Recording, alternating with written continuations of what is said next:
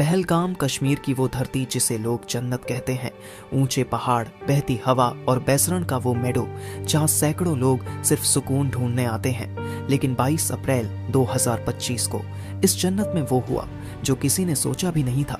दोपहर 2:30, सब कुछ सामान्य था। यहाँ सैकड़ों लोग आए थे, कुछ हनीमून पर, कुछ अपने परिवार संग और कुछ तन्हाई में सुकून ढूंढते हुए। सब इस वादी की शांति में खोए हुए थे, पर शायद किसी को अंदाजा नहीं था कि इस जन्नत की चुप्पी कुछ ही पलों में चीखों में बदलने वाली है। अचानक से 3 आतंकवादी जंगल से निकलते हैं, सेना की वर्दी में, हथियारों से लैस, AK-47 हैंड ग्रेनेड और पूरी प्लानिंग के साथ। सूत्रों के अनुसार ये आतंकी TRF द रेजिस्टेंस फ्रंट के सदस्य थे, जो लश्कर-ए-तैयबा से जुड़ा संगठन है। उन्होंने सेना की वर्दी पहन रखी थी ताकि भ्रम फैलाया जा सके। आते ही उन्होंने गोलियां चलानी शुरू कर दी।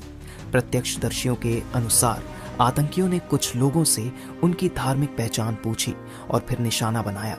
बिना चेतावनी, बिना दया के वो दरिंदगी जिसे शब्दों में बयान करना मुश्किल है। लोग जान बचाकर भागे। कोई बच्चा मां की गोद में था, कोई पति पत्नी का हाथ खींच रहा था, लेकिन सब नहीं बच पाए। 26 मासूम जिंदगियां हमेशा के लिए खामोश हो गईं। इस दिल दहला देने वाले हमले में 26 मासूम लोगों की जिंदगियां छिन गईं। इन शहीदों में थे भारतीय नौसेना के जांबाज अफसर लेफ्टिनेंट विनय नरवाल, एक ऐसा नौजवान जिसकी शादी को अभी सिर्फ कुछ ही हफ्ते ही हुए थे। उनकी नई नवेली जिंदगी, सपनों से भरा घर, सब कुछ एक पल में उजड़ गया। एक इंटेलिजेंस ब्यूरो के अफसर भी मौके पर शहीद हो गए। इसके अलावा 2 विदेशी नागरिक, एक UAE और एक नेपाल से थे।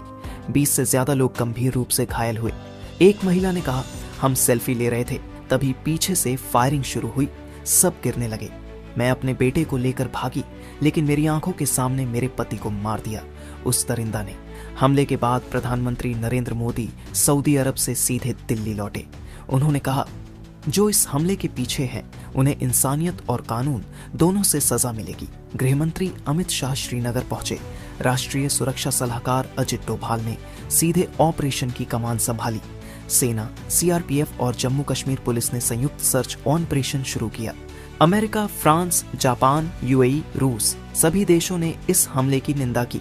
संयुक्त राष्ट्र महासचिव ने कहा, पर्यटकों पर हमला सिर्फ एक देश पर नहीं, पूरी इंसानियत पर हमला है। पहलगाम की सड़कों पर सन्नाटा है। टैक्सी ड्राइवर, होटल मालिक, शॉपकीपर सब सहमे हुए हैं। कई यात्रियों ने अमरनाथ यात्रा की बुकिंग रद्द कर दी है। एक लोकल गाइड ने कहा, ये सिर्फ टूरिज्म का नुकसान नहीं, हमारा हौसला भी टूटा है। हर गोली सिर्फ एक शरीर नहीं गिराती, वो पूरे परिवार को तोड़ देती है। लेकिन भारत न पहले झुका है, न अब झुकेगा।